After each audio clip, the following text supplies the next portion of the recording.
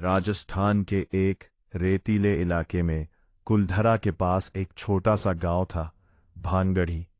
इस गांव के उत्तर में एक बहुत पुराना पत्थर का कुआं था।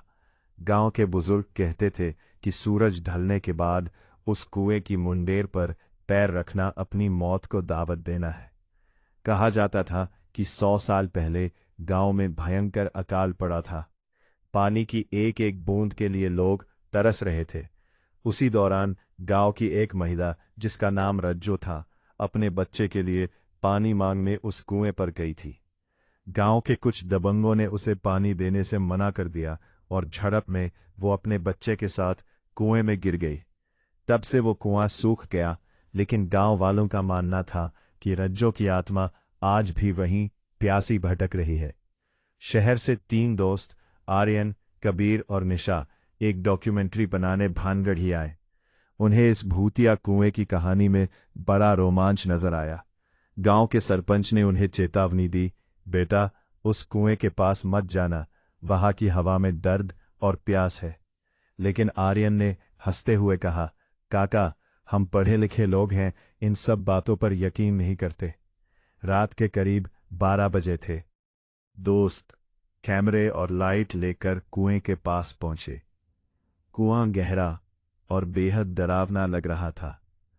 कबीर ने जैसे ही कुएं के अंदर टॉर्च जलाई, उसे नीचे से किसी के सिसकने की आवाज आई।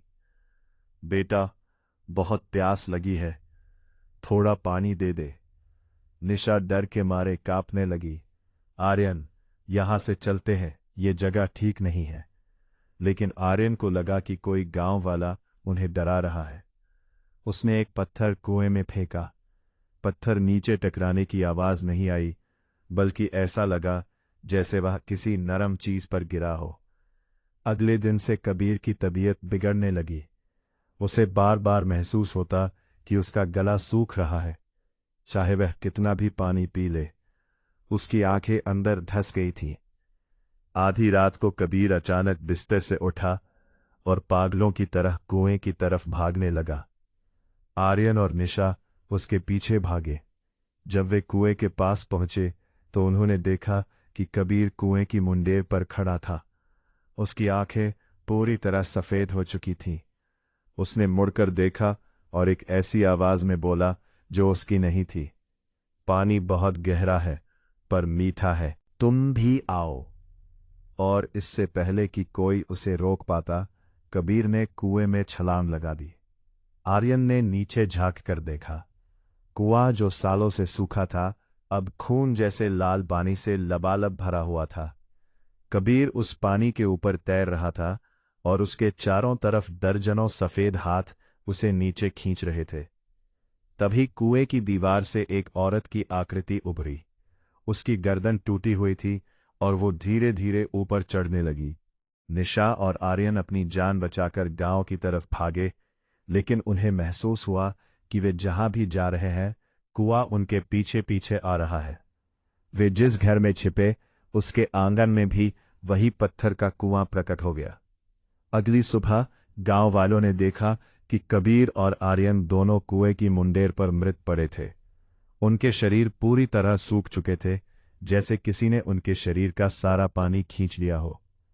निशा जिंदा तो बच गई, लेकिन वो अपना मानसिक संतुलन खो चुकी थी। वो बस एक ही बात बुदबुदाती रहती थी, उसे पानी चाहिए, उसे सबका पानी चाहिए।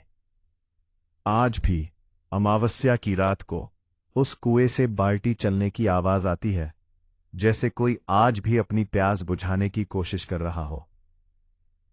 जब गांव वालों ने आर्यन और कबीर की सूखी हुई लाशें देखीं, तो निशा वही पास की झाड़ियों में बेहोश पड़ी मिली थी। उसकी हालत देखकर पूरा गांव दहल गया। उसके होंठ फटे हुए थे और उसका शरीर इतना पीला पड़ गया था जैसे उसके अंदर खून की एक बूंद भी न बची हो। निशा को शहर के एक अस्पताल में भर्ती कराया गया। डॉक्टरों के लिए वह एक पहेली बन गई थी। मेडिकल रिपोर्ट के अनुसार निशा का शरीर 90% डिहाइड्रेटेड, पानी की कमी था, जबकि वह हर 10 मिनट में 2 लीटर पानी पी रही थी। निशा जब भी आंखें बंद करती, उसे वही लाल पानी वाला कुआं और रज्जो की टूटी हुई गर्दन दिखाई देती। उसे महसूस होता कि उसके गले के अंदर कोई हाथ है जो हर उस बूंद को सोख लेता है जिसे वह पीती है। एक रात अस्पताल के वार्ड में निशा अकेली थी।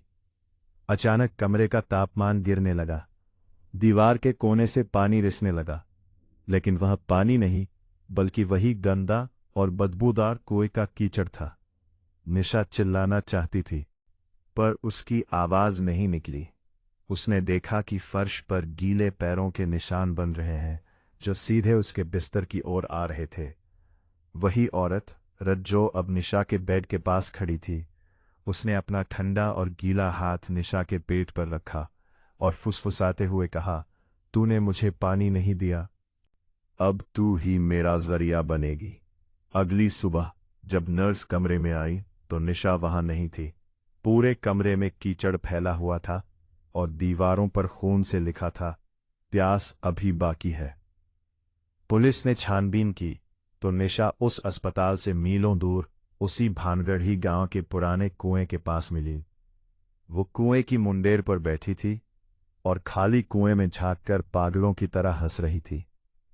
लेकिन सबसे डरावनी बात यह थी कि उसकी कोख, पेट असामान्य रूप से फूल गई थी, जैसे उसके अंदर पानी का कोई घड़ा भर गया हो। निशा अब कभी गांव से बाहर नहीं गई। वो आज भी उस कुएं के पास ही भटकती रहती है।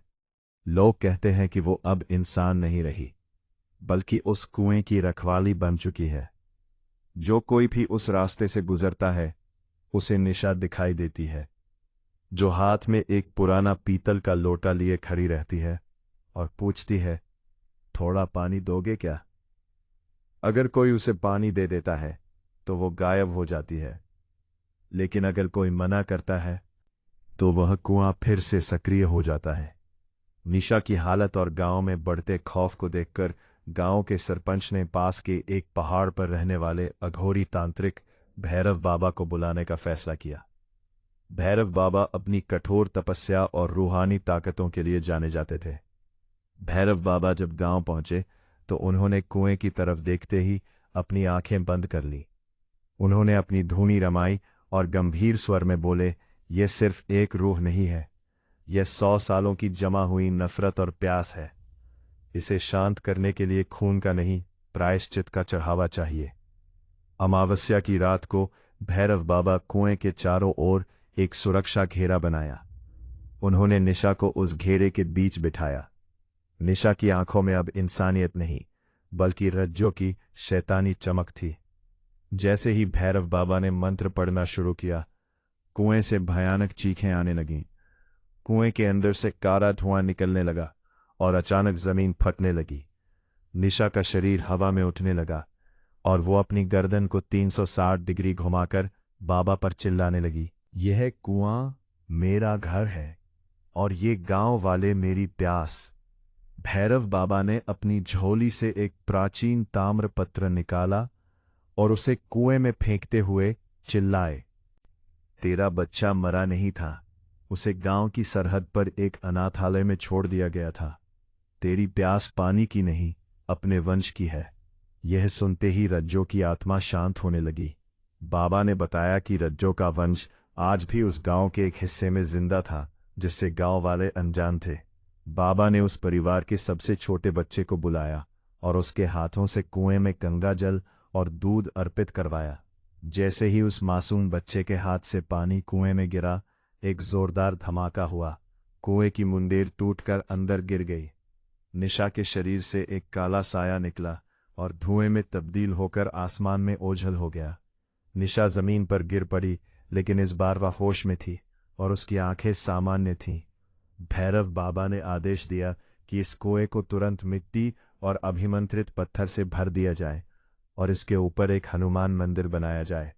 गांव में अब मंदिर बन चुका है और डर का माहौल खत्म हो गया है, लेकिन गांव के बुजुर्ग कहते हैं कि आज भी अगर कोई गलती से उस मंदिर के पीछे जाता है तो उसे जमीन के नीचे से पानी के उबले की आवाज सुनाई देती है। ठीक है, लेकिन उसके हाथ पर उस कुएं के पानी जैसा एक नीला निशान हमेशा के लिए रह गया है, एक याद दिलाने के लिए कि कुछ प्यास कभी पूरी तरह नहीं बुझती।